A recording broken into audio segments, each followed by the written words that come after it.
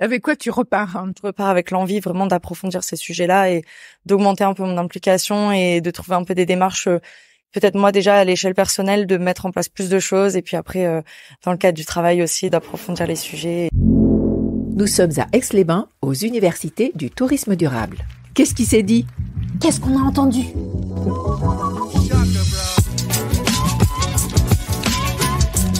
Les ateliers, un podcast de ATD, les acteurs du tourisme durable.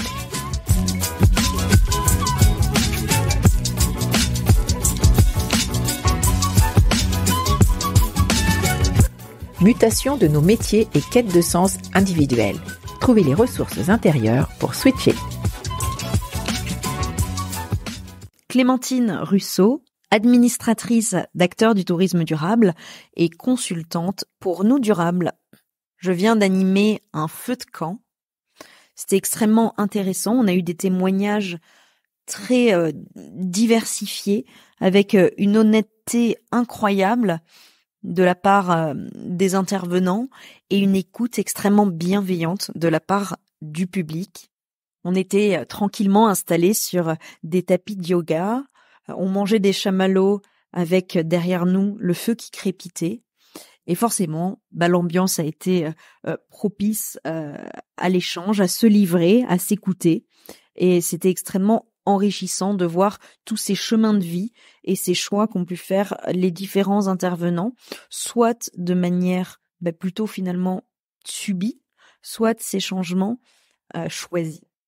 D'abord, David, qui est guide canyoning dans les Pyrénées catalanes, s'est dit « Le déni, c'est fini, mon métier n'a plus d'avenir ». Il nous a parlé de la difficulté d'accepter les choses, de se rendre compte que la sécheresse, le réchauffement climatique, ça ne touche pas que les autres.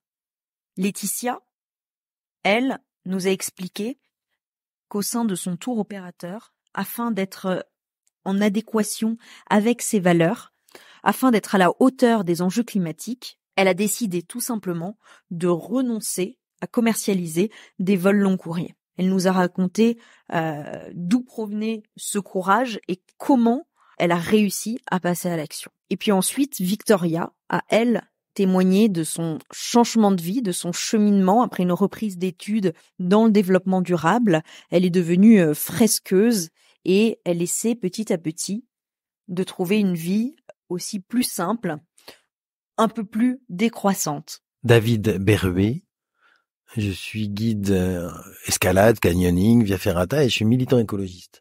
J'ai beau travailler en pleine nature, être un militant écolo qui essaye d'alerter l'opinion publique sur les dangers du changement climatique, alors que dans les Pyrénées-Orientales, on s'est pris une 3e sécheresse consécutive. Je me suis fait surprendre en plein déni, finalement comme pas mal de mes contemporains qui sont au courant du fait que le climat change. Dans les Pyrénées-Orientales, là, on est sur un climat qui va devenir aride ou semi-aride. On a beau le savoir, on a beau voir la nature qui change, les débits des rivières qui sont moindres d'année en année. On a beau être au courant que des collègues dans d'autres massifs en France ont eu des problèmes pour travailler à cause des impacts du changement climatique. On n'est jamais prêt à le voir pour soi. C'est toujours les autres, c'est toujours ailleurs. Voilà. Et donc j'ai voulu témoigner de cette façon dont nos certitudes elles sont ébranlées en fait par une situation qui se resserre quoi.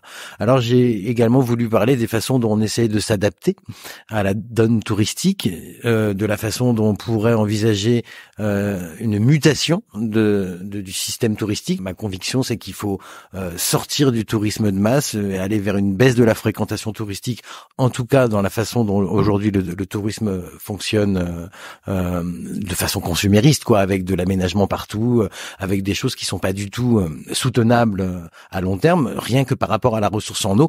Et là, je parle pas de l'eau qu'il y a dans les canyons où je travaille, je parle de l'eau qu'il y a éventuellement au robinet pour les vacanciers l'été, mais aussi pour les habitants du territoire dans les Pyrénées-Orientales.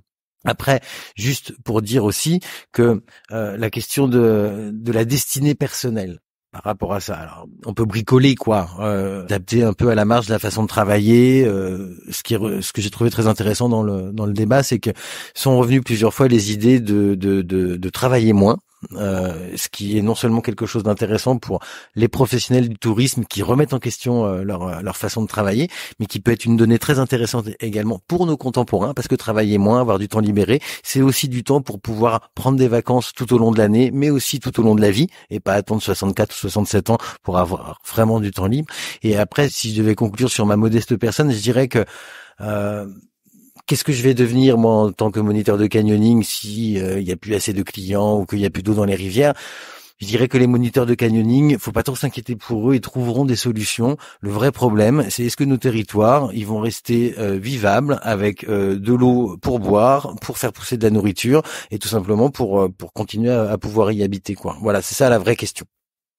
Alors moi, c'est Laetitia Varenne. J'ai créé Si Belle Évasion en 2010, qui est une agence de voyage spécialisée dans le tourisme durable. Et donc, l'année dernière, j'ai fait le choix de stopper la commercialisation des vols long courriers pour être le plus cohérente possible avec les objectifs de neutralité carbone à l'horizon 2050 et puis inviter mes clients à commencer à entamer un virage de sobriété dans leurs vacances tout en leur proposant quand même des alternatives très sympa à proximité, France et moyens courriers. C'est une chose de prendre conscience des enjeux climatiques, c'est autre chose de passer à l'action et d'arrêter comme ça une partie de son activité.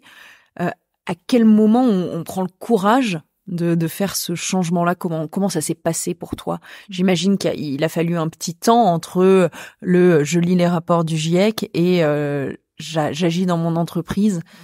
En fait, ce virage, il a été entamé, ça a été un cheminement en fait. C'est vrai que 2020, la crise Covid, effectivement, le GIEC nous a informé quand même d'un certain nombre d'éléments, mettant en exergue la responsabilité aussi de chacun d'entre nous à essayer d'être plus sobre pour limiter les effets du changement climatique.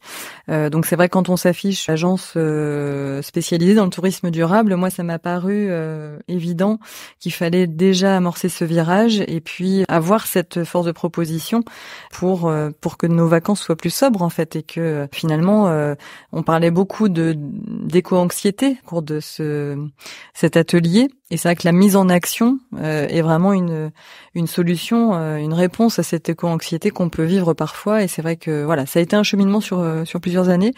Ça a été vraiment déterminant aussi parce que j'ai pu amorcer ce virage grâce à une diversification de mon activité. C'est vrai que les longs courriers en 2022, c'était 30% de mon chiffre d'affaires. Donc effectivement, si j'avais rien eu à côté pour compenser cette perte, ça aurait été peut-être plus compliqué de prendre cette décision. J'ai eu la chance de diversifier mon activité par une activité de formation et de conseil grâce à la création de CEFACT. Donc c'est vrai qu'aujourd'hui, ça me permet de ne pas devoir renoncer à ma rémunération. Par contre, j'ai effectivement renoncé à certaines destinations et c'est vrai que c'est pas toujours accepté des clients. C'est aussi beaucoup de pédagogie et d'expliquer pourquoi, donner des chiffres, des ordres de grandeur qui manquent souvent beaucoup au grand public en fait. On a également eu énormément de témoignages des gens dans le public. Je dirais que ce qu'il en ressort, c'est probablement le rapport au temps, où beaucoup d'entre nous, et je m'inclus dedans, beaucoup ont envie de retrouver la maîtrise du temps qui passe et qui sont, comme le disait Victoria, bloqués dans une roue comme des hamsters dans ce métro, boulot, dodo, enfant, etc. Beaucoup d'entre nous sont en train de réfléchir dans une quête de sens de la vie et de se dire comment j'arrive à allier mon métier et à retrouver aussi du temps pour pouvoir profiter, parce que finalement c'est 15 jours de vacances du 1er au 15 août. Est-ce que c'est une vie souhaitable et est-ce que in fine c'est des pratiques touristiques aussi souhaitables? Ce qui m'a le plus marqué, c'est probablement dans les différents témoignages des personnes qui souffraient, comme beaucoup d'entre nous, bien évidemment, d'éco-anxiété, à la fois la lecture des rapports du GIEC, mais surtout au constat de l'inaction à laquelle on fait face. Eh bien, ils ont trouvé la force d'agir localement. Et ils ont complètement transformé cette peur en énergie, en solution, et se sont mis à travailler localement, dans des collectifs, dans des associations. Et ça, c'était hyper chouette de voir toutes ces différentes initiatives, que ce soit professionnelles ou personnelles. Moi, ce qui m'a marqué dans les débats qu'on vient d'avoir, c'est les différentes interventions qui à un moment donné viennent vraiment questionner de façon fondamentale la possibilité même d'un tourisme durable. À un point de la discussion, on en était même à se demander s'il faudrait pas reconvertir les offices du tourisme en quelque chose qui serait peut-être plus en lien avec les territoires, avec la proximité, plutôt que d'essayer d'aller chercher avec le marketing des clientèles qui viendraient de je sais pas où. Donc, je trouve très intéressant qu'il y ait une réflexion de fond sur la vocation du tourisme, sur sa signification socio-économique. Ça, c'est vraiment très stimulant. Si la destinée du tourisme durable, c'est la même que ce qui est devenu la notion de développement durable, alors c'est pas gagné. Et dans ce qu'on a discuté aujourd'hui, je pense que l'ornière qui consisterait à faire, comme on a fait du développement durable, une espèce de mot marketing valise qui ne veut tout et rien dire, eh bien, ne faisons pas cette erreur avec le tourisme durable. Et la discussion qu'on a eue aujourd'hui me laisse à penser que peut y avoir en effet un tourisme durable. C'est quoi le mot de la fin? Mise en action.